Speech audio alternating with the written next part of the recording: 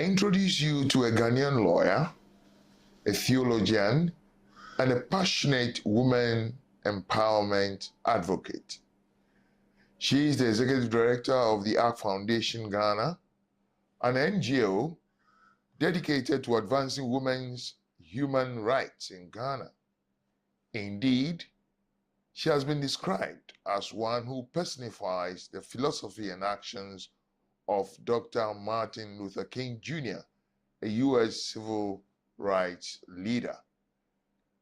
She remains unwavering in her commitment to advocate for women's rights through the ARC Foundation, and this has made her a true voice for the voiceless in Ghana. My guest today is Dr. Angela Dwamena Aboagye. You're welcome to Insight, madam. Thank you so much, sir.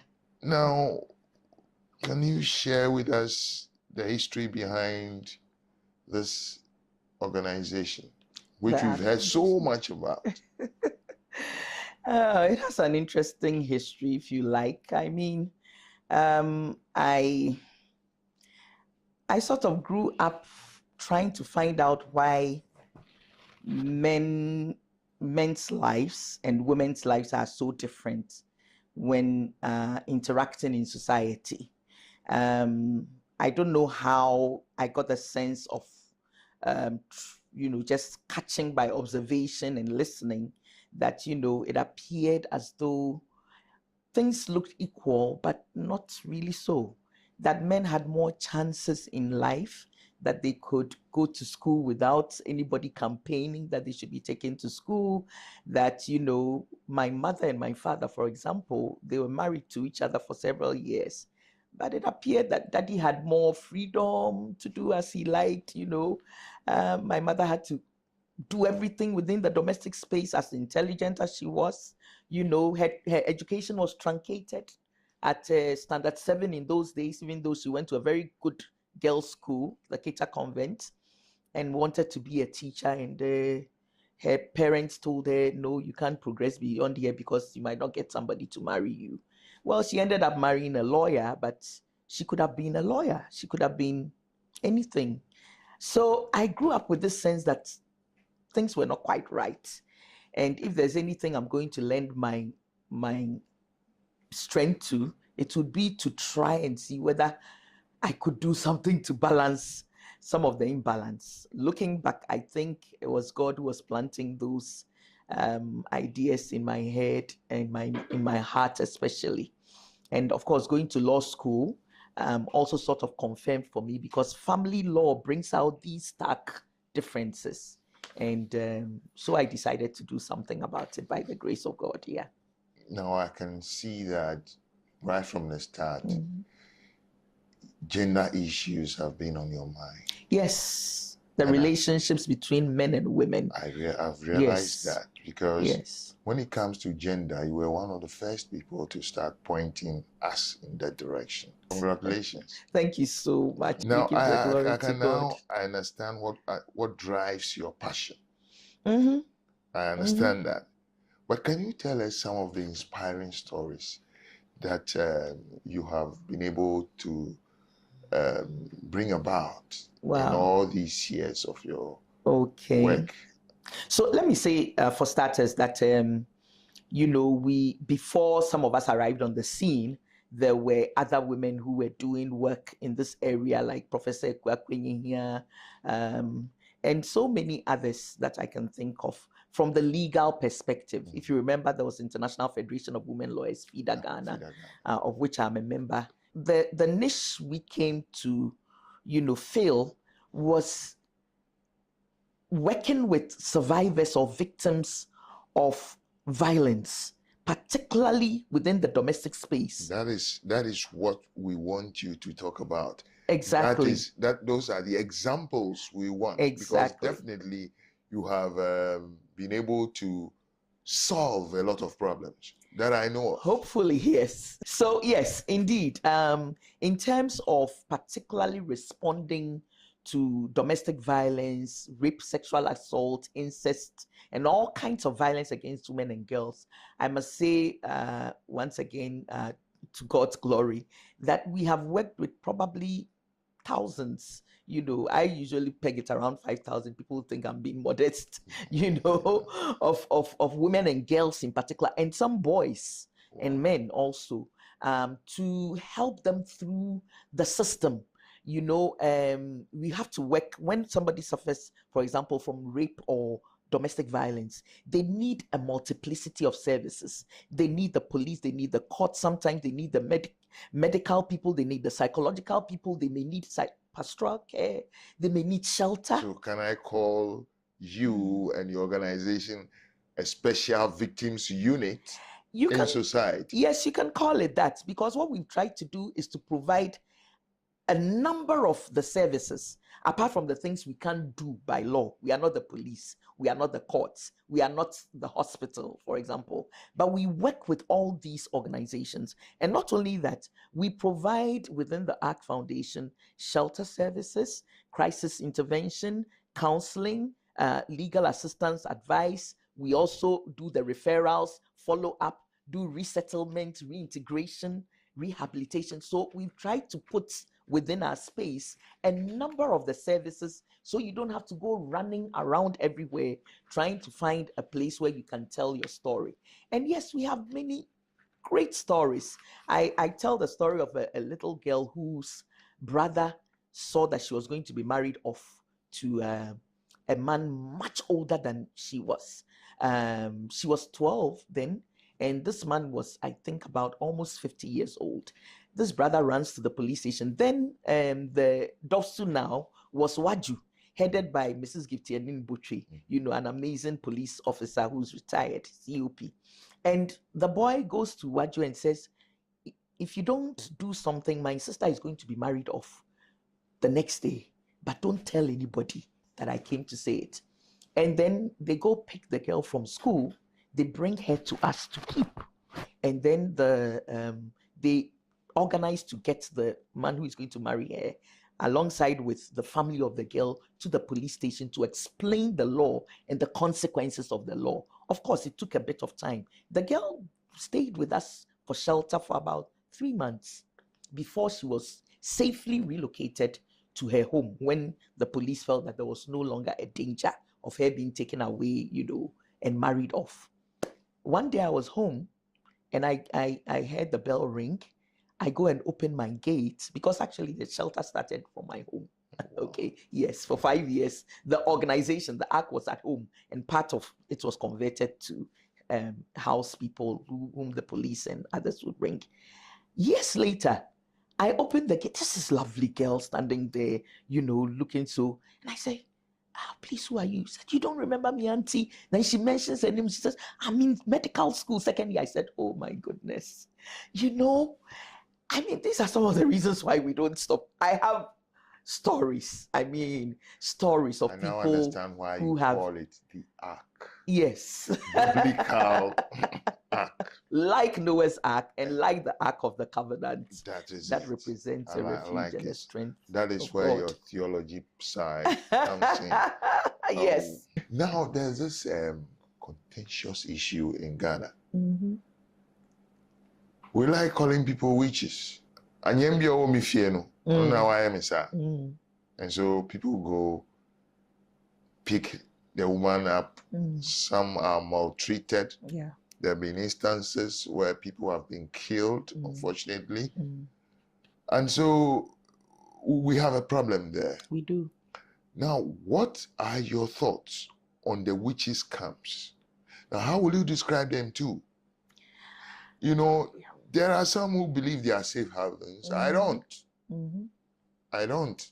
Because if a safe haven should be a safe haven, and not a place where people can walk into and do things to people they've described as witches, right, and who are encamped there. What are your thoughts about the witches' camps, and how would you describe them?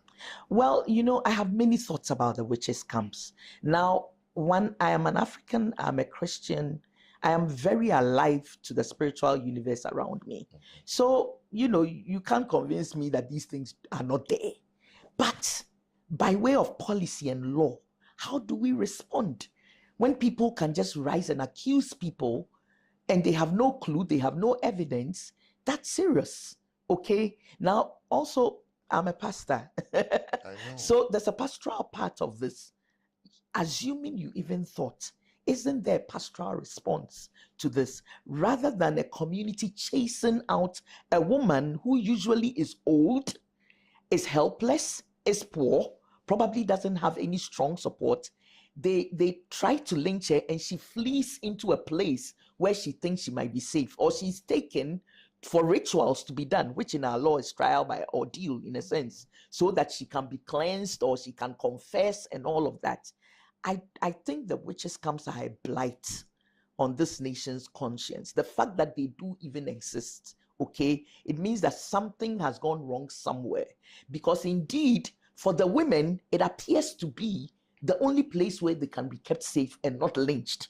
So there's that perspective that we have to look at in terms of policy response. But how do we keep them safe and actually reconscientize or sensitize people not to even do what they're doing in the first place? I think that's where the private members bill on the witchcraft accusation came in, which unfortunately could not be signed. You have regrets that it wasn't signed? Oh, of course I do, because, you know, I've seen people lynched. I mean, I was active in the campaign on Ekweadente's death.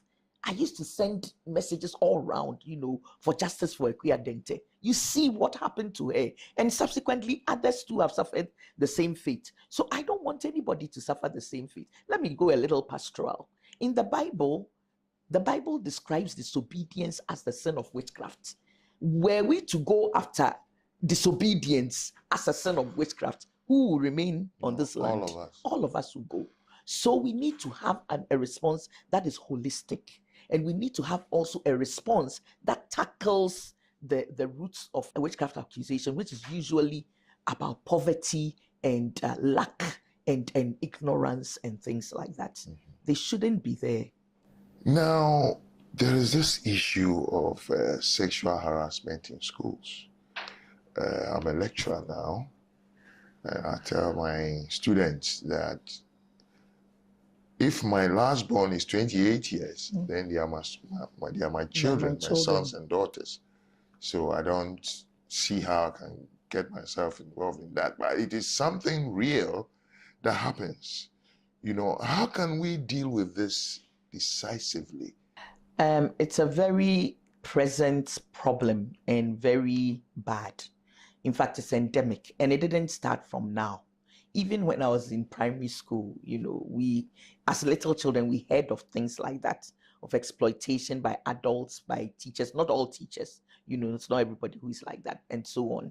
And one of the things that I am doing now is actually to help schools, companies, and so on to actually draft and execute sexual harassment policies, train people, educate and sensitize so you can even recognize it if it happens to you, and then show you where you can go, who you can report to in case it happens, and also show you that you need to heal when you have experienced the trauma of sexual harassment. So it's a package. You can't do it in piecemeal.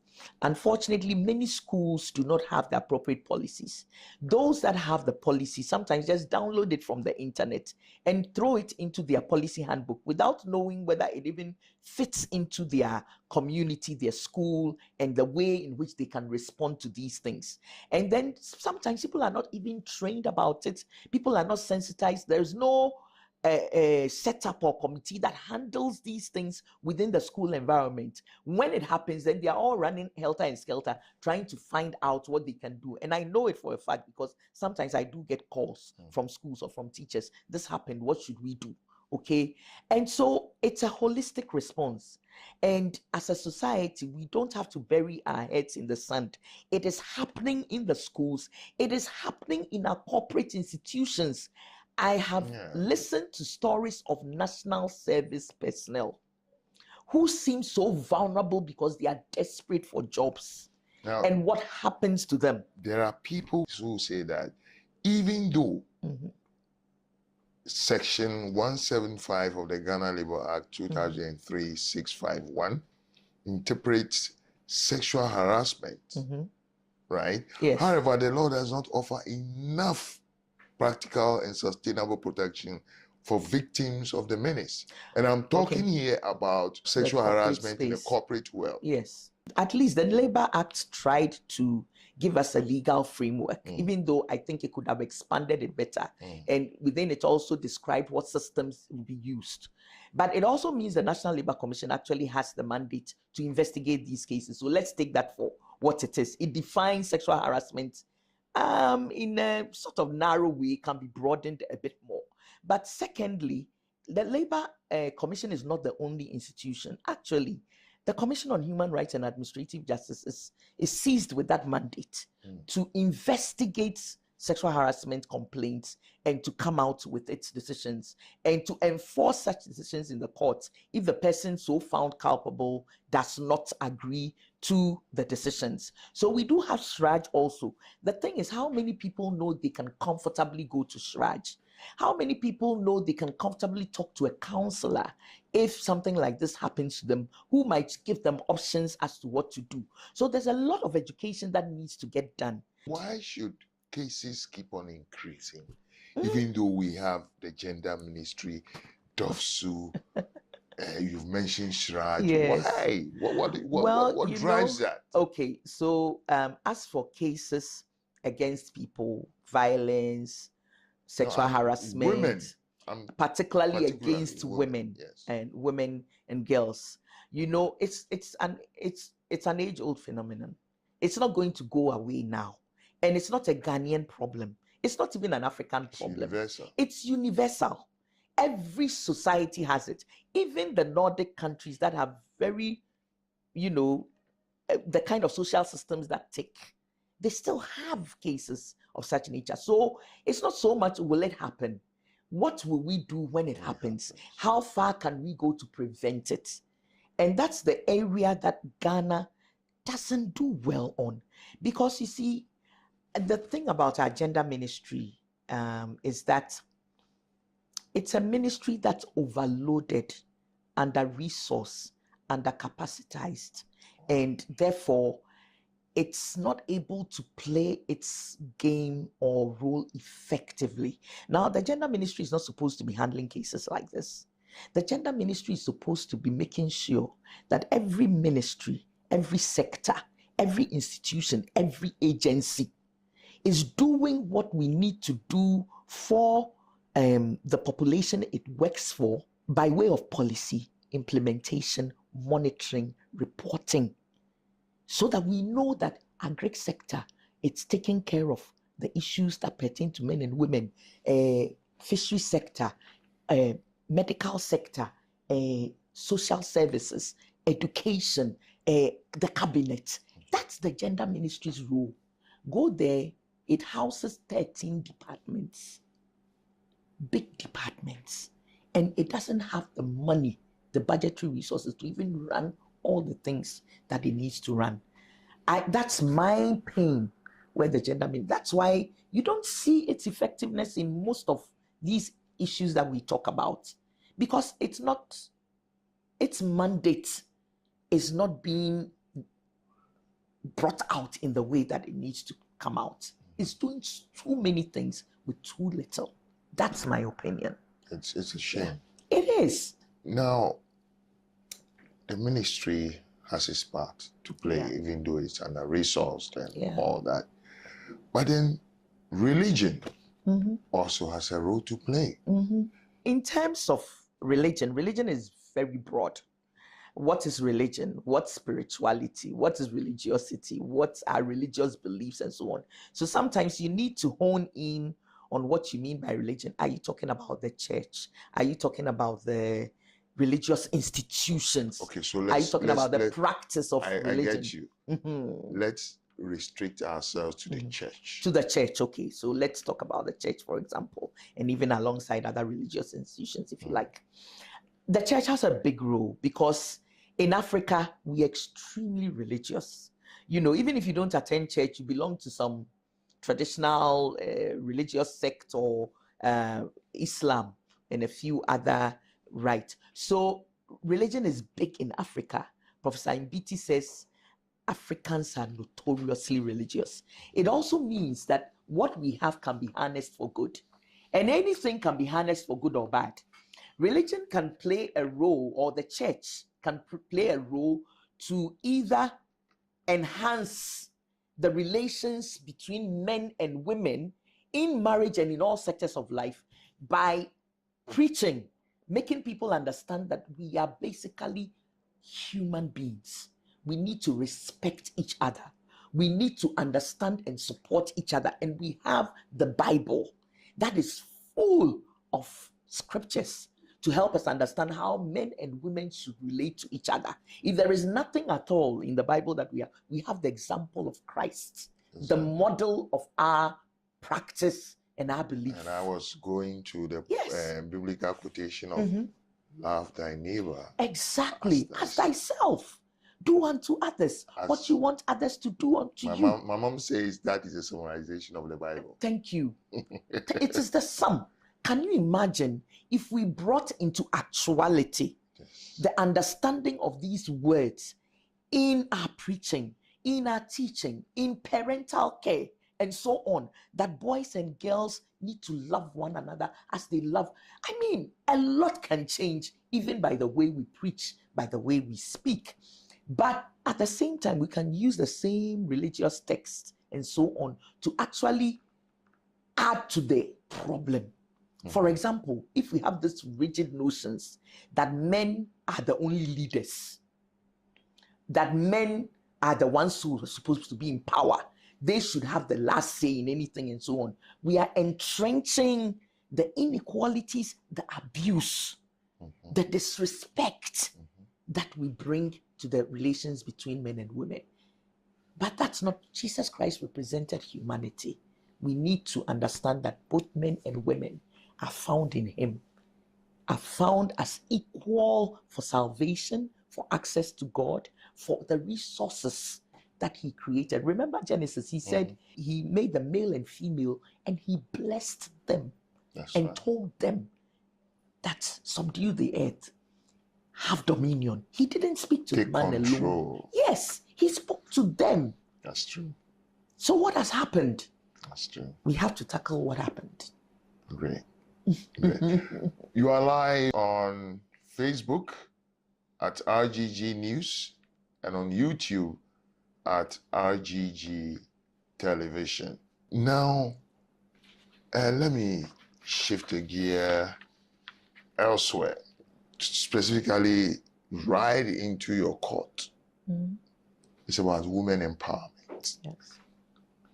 Now, how can governments promote the economic empowerment for women, close the gender pay gap, and increase job opportunities? It's loaded, I know. It's loaded. You know I was going to say that. This is a whole lecture. Yes. You know. So you let's tackle the economic empowerment bit. Okay. Because it's like we pay lip service. Yes. To empowering women economically. But the men get everything. Well, in a sense, yes. We call it a men's world, don't we? Women still own very little property and so on, income across the world. It's getting better and better, it's true. It is. Even in Ghana, there have been measures, to allow women to have credits, to train women with all kinds of organizations, OIC and MBSSI and all the new ones that came into being. So a lot has been done, but clearly not enough. As long as we fail to recognize that we need to tackle the unregulated informal sector, which is largely where women operate, we will still have this, okay? Women are in the informal sector in their droves. So if you want the kind of economic policies that will tackle women's empowerment economically, you need to look at the informal sector and see how you can empower it, how you can bring into its social security, how you can bring into it credit Okay, now anytime you hear women, you think micro. Micro credit for women, micro. What about the macro? It's time to start thinking creatively about women's businesses. And I tell you, there are women who are doing amazing well on the corporate front, in the business space. And these are ideas that can be harnessed into our economic policy. That's why I'm always ready when I'm always not happy when I see so many men in governance. I mean, name it. You can't think what we think and you can't feel what you feel because you and I are different. Biologically, physiologically, we are equal but different. So, without understanding that even women's participation in certain numbers will help economical empowerment of women, and it makes sense because the data is out there, the research is out there, that when women get economically empowered, it brings up all the numbers. True. You know, let me say this. When I was a kid, there was a lady who sells yokagari and every woman. And their husband at that time was a washerman. Right. And the woman sells this thing around the neighborhood. But because the husband empowered her to be able to sell that, she was able to take care of the family immediate needs. Exactly. Pay school fees out of that. And so the money that the husband makes, they use that to purchase a plot of land and build their own house. And if we call it Ayonya. If it hadn't been for Ayonya, I don't think the husband and the family would have been able to do that. Switch that to government and women. And there you have your case. Okay? The empowerment, deliberate. And it's multi-pronged. If you don't empower women personally and then legally and economically, you would find that you may even empower women economically, but their incomes are taken away by their partners, because there is abuse at home, because there's manipulation. So it's a holistic thing you need to do, but you need to have a clear policy that feeds into your budgetary policy, that feeds into your fiscal policy, that feeds into your general economic policy, that targets not only women, but targets the relationships between women and men in that space, so that you're not building up here and losing there, because you did not do it in a way that will bring about the equity and the equality that we ask for or we are talking about. So it's a very careful process, but it's long overdue. I mean, there are examples. Go to Rwanda now, and see what they made of their economy because of the high numbers of women participating in different sectors of the economy. There are examples to show. And I think Ghana, we have the potential. It's about the willingness. I am a testimony to what a woman can do to make a man's life heaven. Thank you. And I always give thanks to my wife, Ruby, for all that yes, without her, I wouldn't be here. Shout out to Ruby. Oh, yes. Without her, I wouldn't be here. That's wonderful. And men who don't listen to their wives' advice often get into trouble. True. And when people see women doing things that are not too good, which is happening a lot these days sometimes, it is in reaction to all the things that they have seen. Yes. Which is a sad thing. It is. Now, how can men be effective allies and advocates for women's empowerment? We have you. Because this is a question from one of our lawyer followers on the social media platform. Even what you're doing is contributing to it. The engagement. You're using the power of who you are, your profession. You're engaging somebody you believe has some understanding of this space. It goes into the community space, and it also helps to draw out more women. The first thing is our mindset and understanding. As long as we don't see each other as standing contrary to the other, that's the first place. That we do this together. We belong together. It has always been God's plan. We belong together. That's the first mindset change.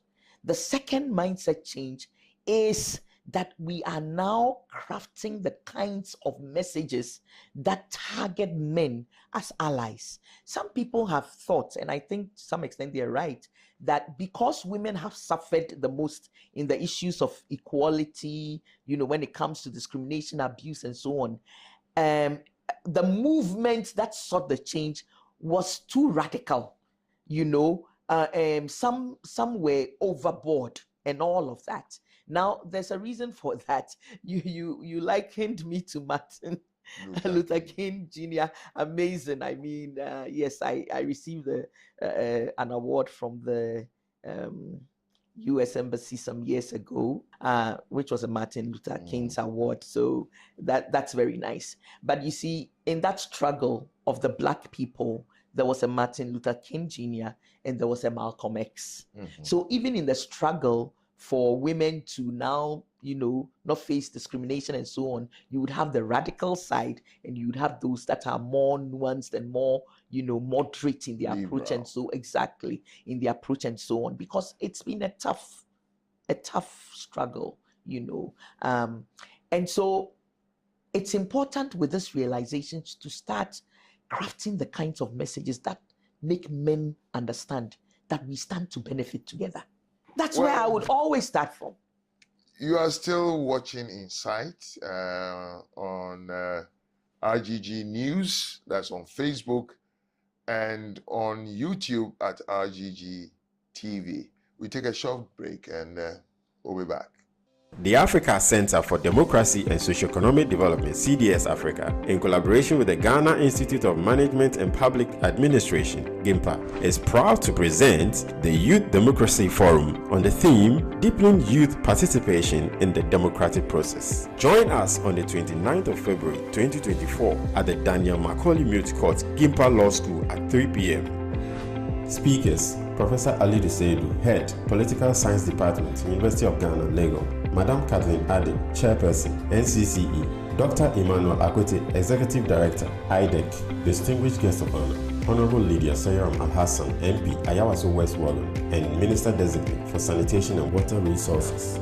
This is not just an event, it is a call to action. The future belongs to us, and it is time for us to participate. Let's get involved, let's contribute, and together, let's enrich our democratic culture.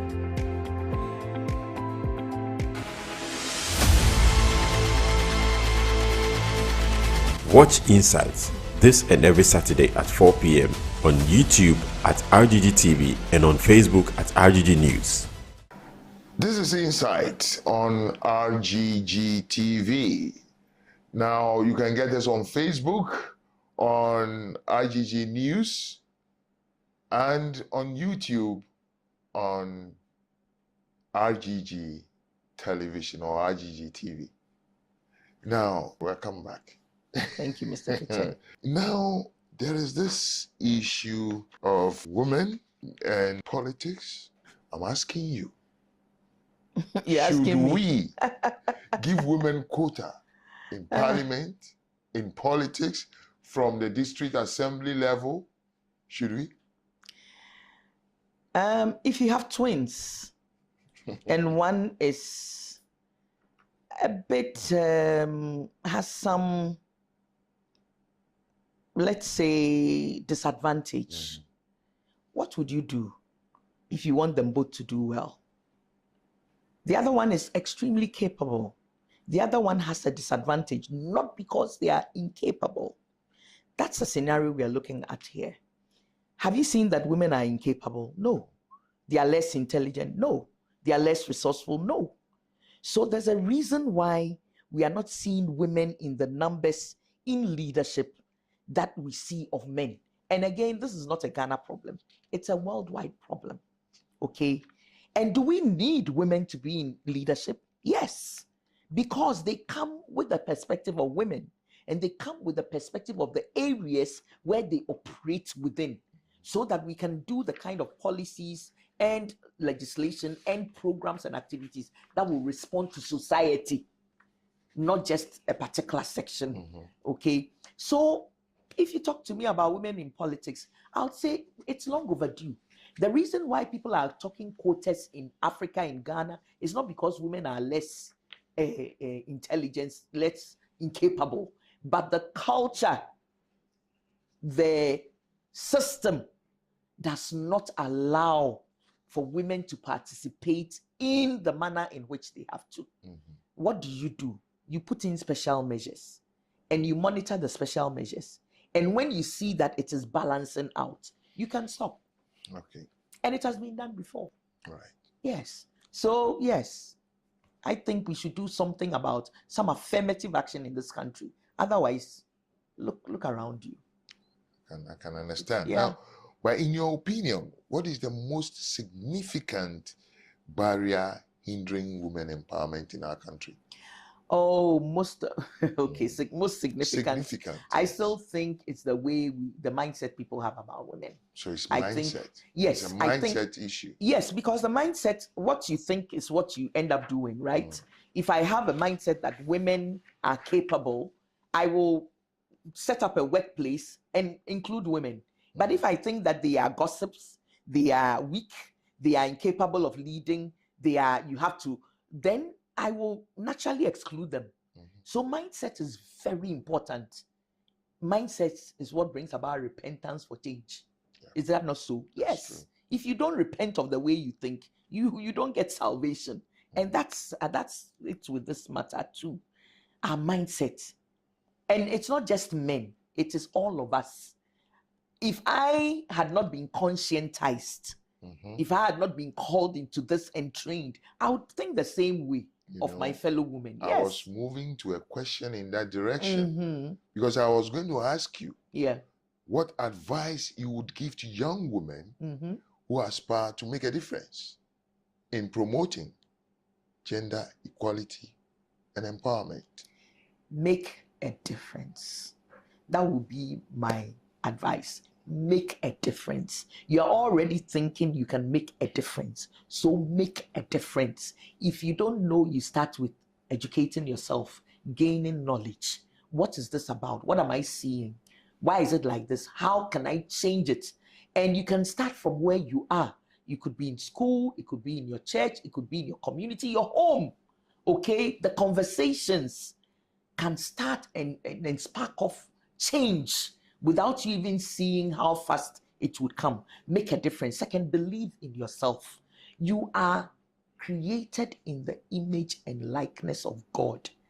You have been endowed with gifts that are natural and spiritual. There is nothing a man can do physically that you cannot do. The differences are biological, physiological, and so on. You can do even better. No, me, I don't like to use that phrase. Because frankly, if you look at the mandate that God gave to the man and the woman, go have dominion, subdue the earth. It means that is it going into a submarine or going to the moon or going where? That the man and the woman cannot do. We can. Okay? So believe that this is the way God created you. And that if He's called you into a particular space, you can not only do it, you can be the best in that place. Okay? You can't do everything. You can do what it is that you have been called into to do, and you can be the best. I tell people when it comes to domestic violence, sexual gender-based violence, if you wake me up in the middle of the night like this, Angela, wake up. What does the domestic violence law say about this? I can tell you without opening my eyes. Wow. You understand? Because I've made up my mind that in this area that I so care about, I must make a difference. That is true. And how did I do it? Through learning, through observation, through, all of these things, opportunities that God has brought my way, and then setting up an organization to help. Now, you've been in this work for, let's say, 25 years. Yeah. You just attained... A bit more, but formally, yes. But have you celebrated your 25th anniversary? Or we are still in the process. Yes, and what are some of the key things you would like to do to highlight the work of the Ark Foundation? Of course, first thing is just to thank God for His grace and mercy. And so we've started with a thanksgiving, we'll end with a thanksgiving. And that's key to me because frankly, I know who I am. And I could be nothing without the one who created me and made me and called me into this. So thanksgiving is a big thing. If you know what we do. You're working with people who are battered and bruised and come with a lot of problems. Sometimes somebody will tell you a matter, and it's like, I just sit down and say, God, if you don't come into this matter, I don't know where I'm starting from. Mm-hmm. But by the time you finish, something good has come out. And so I am celebrating a lot. We are celebrating a lot. One of the key things we want to do, we run a shelter for abused women and children. This shelter has been in existence for as long as we have been in it, 25 years. It is still the only functional, formal, operating domestic violence shelter in Ghana. Let me ask you this. How do you fund that project? Right now, for the last 8 years or so, it has come from individuals' pockets. Let me tell you for a truth and a fact. People send us money, 500, 200, 1,000, individuals, some churches, a few corporates in the last 8 years. Prior to that, we were getting funding from multilateral and bilateral donors, the usual donors that we know. But somewhere along the line, the middle income status of Ghana affected funding because, especially if you are giving services, okay, if you want money to do advocacy and governance and those things, it seems to be a little easier. But please give me money to take the woman to hospital, antenatal care, get NHIS, go and follow up with the police, pay for police medical form, go to the court, file a process. You are not likely to get the kind of money you want. On the health of women. Exactly. Now, is the ministry not helping you? Is the WHO not helping you? Well, no, currently, no. The ministry itself, I told you, the budgetary resources is not enough. Under the domestic violence law, there's supposed to be a domestic violence fund that has been established. Currently, I must tell you for a fact, we have applied several times. We have not received a positive response yet. As to whether there's money in it or it's not in, or is the process, I still can't tell. We have spoken too many times about this, and it's still a problem. So, frankly, we are helped by ordinary Ghanaians, and for us, it's not too bad. Our budget is very low because we are supported by individuals and so on. But there is value in getting the people within which something is going on to support it. There's value for getting Ghanaians to understand that if a girl is abused, sexually molested, suffers trauma, that's your human resource going down the drain. And so if you support this work, we will gain people who don't become misfits in the future. That's what we have been pushing. And so right now, one of the key things is to set up what we call the Shelter Treasury Fund for sustainability. We are asking people, whether I am here or not, whether I'm alive or not, this shelter must continue. 2 years we closed it because of financial issues. You'll be there and somebody will call you. There's an abused girl here. We don't know where to take her right now. Somebody is calling you, an abused woman, she's running. We don't know where to.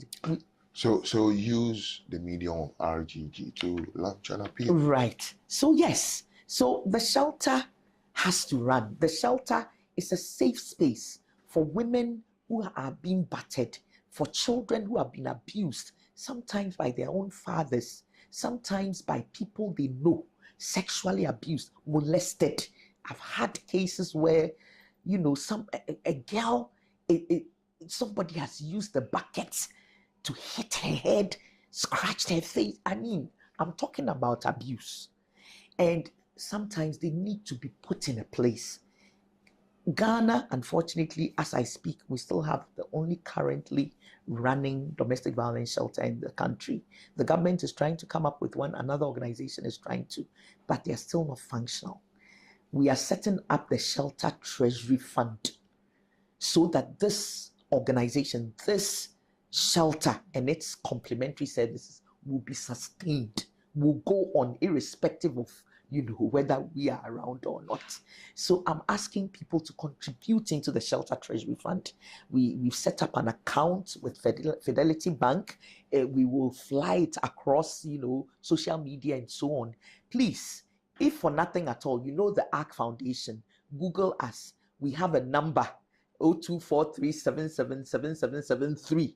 It's our Momo number. If for nothing at all you can't find us, that number, 0243777773, is a place where you can add your bit to the work that we do. Without your help, we won't be able to reach out to those who are being victimized in a manner that sometimes you can't even think happens in Ghana. Right. Now, we'll be going soon. We'll be leaving you soon. But when I look around, yes, I can see so many awards, so many citations. Right. Very remarkable, impressive. Now, thank you. Which ones do you value most? Oh, wow, that's difficult to say, because sometimes you are in your corner and you don't know that somebody is actually monitoring or looking at what you're doing. And anytime I get a citation, I don't care whether it's from a Saito school or from a UN organization or from a ministry or whatever, every one of them means something to me, to the ARC Foundation, because it's like, oh, we see what you're doing and we appreciate you. So that's a very difficult question to answer. I understand. Yes. Now, we need to know about you. Oh, wow. Tell us about your childhood and growing up. Where were you born, for example? Wow. Your parents. Okay. And memorable things you can share with us. Schooling and That's marriage. A tall order. Oh, yes. Okay. Who is this remarkable woman that we give the glory to God? We are so privileged to have on Insight. We give all the glory to God, Mr. Kitcher. I mean, so let me start from the bottom. My name is Dwamena Aboagye, and Dwamena Aboagye is my marital name, so my husband's name. We've been married 33 years. We have 4 wonderful children. We have 2 grandchildren as at now. Kwame works with the UN mission in South Sudan. Prior to that, he was an MP and then a district chief executive, all the way from Rawlins's time. So we share a love for community work, engagement with people. We are both people persons. And so, yes, so that's my life with Kwame. And he has really supported this work. I must tell you the truth. There are people who meet him and say, is that woman your sister or your wife? Oh. Because they can't get it that somebody asked him, do you actually sleep on the same bed with that woman? Wow. Does she give you breathing space to breathe? Because they can't envisage that, you have a wife who is articulate, assertive. I talked about mindset, something like that. That's right. One man told him, I won't allow my wife to do this work. Mindset. Yes. Okay. So, but anyway, so before I became Dwamena Aboagye, my natal name is Duasechi. My father was a lawyer. Long time ago, he was one of those young lawyers that joined J.B. Dankwa in his chambers. He comes from Chebi. Chebi is famous, very famous. Even though Galamsey has taken the brim away, And yes, and he married my mother, Rose Equia Dixon, who became Duasechi. Between them, 8 children, but between all of us about 14, the men get away. Yeah. So yes, but we are all siblings, and that's the good part of it. Yeah, I had a great time growing up. My house, my mother and my father were both interested in education and made sure we're all very educated. As long as you wanted to go as far as you wanted to go, you get an education. And my father also put in us a lot of the skills for debating, interesting conversations, and so on. I believe he's part of the reason why I speak. That's one of the things I do. My mom was an avid reader, and she would read anywhere in the kitchen when she's cooking, everything. So I picked that up from her. I'm not surprised I ended up being a lawyer. I wasn't good at maths. I mean, please don't go let me. there. I tried my best, but thankfully I managed to enter University of Ghana before they put in. You have to get a 6 before you can go in. Otherwise, Anka, it would have been something else, So I just managed to slip into law school after I attended Infantsman for 1 to 5, and then Holy Child for 6th form. And then to Ghana Law School to do University of Ghana to do my LLB, and then Ghana Law School to do my BL, and then subsequently, much later, I went to do my master's in law in Georgetown University under a women's law and fellowship program. So, and then I did my theological education, MA, MTH, and then PhD here in Ghana, Kofi Kristalla Institute, an amazing place. I'm telling you. Reverend Associate Professor Lai? Of course, he's my teacher. We went to school. Really? We went to primary school. Oh, amazing. At Osu. Oh. And we meet, the primary school year group. Amazing. We meet. Amazing. Anyway, so that's one of my teachers, and I was taught by the veritable Professor Kwame Bediakon. Okay. Yes, and Akrofi is amazing. It's a place. If you're a person of faith, it deepens your faith, your understanding, your trust, and then your engagement with other populations and so on. That's great. So that's why I did my PhD in theology, but I actually examined the question of the church and women's mental health. Wow. So that's also an area that I have developed quite a bit on. I had fun. My brothers and sisters, generally speaking, all nice people. I used to sing for my brother Carlos Sechi when he was recording. This is the woman I've been waiting to meet. Carlos is my brother. I come right after him, 6 years in between us. So yeah. And he used to take me to the studio. I'm a studio girl. A clip I watched somewhere. Yes. Of you singing. So remember, my voice is all gone because I have shouted so much on the streets in vigils and so on. Oh. I'm more of an advocate than a singer. Let me say it for sure. Yes. So yeah, we did quite a bit of recordings then. That's my brother and other siblings of mine. There are a number of lawyers in our family, even way down the generations also, not just my father. And I'm proud of all my siblings. We had a good growing up time, even though there was also trouble sometimes, like any Ghanaian family. Yeah. You've been watching Insight on RGG TV. You can get us on Facebook, RGG News, and on YouTube on RGG TV. And our guest today has been Dr. Angela Dwamena Aboagye, a woman of God, a lawyer, and a woman's empowerment and rights advocate. Thank you for being on Insight. Thank you so much. Yeah, it's a program where we talk to people who inspire, people who, by their example, empower. So we are glad to be here. I'm very grateful. I couldn't have done this alone. My staff have been amazing. Young people with verve and passion, and together with them, we've come this far. Thank you very much.